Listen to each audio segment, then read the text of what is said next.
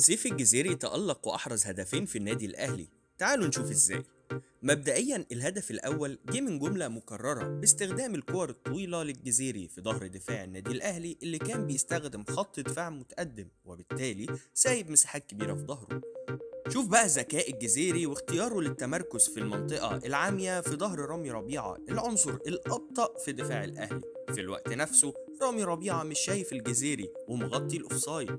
وأخيرا الكور دي بيتم إنقاذها بتاكلينج يا كابتن رامي، وانت مستغل اندفاعك البدني ومش بتوصل لها خالص وانت واقف، وهوريك مثالين ليها.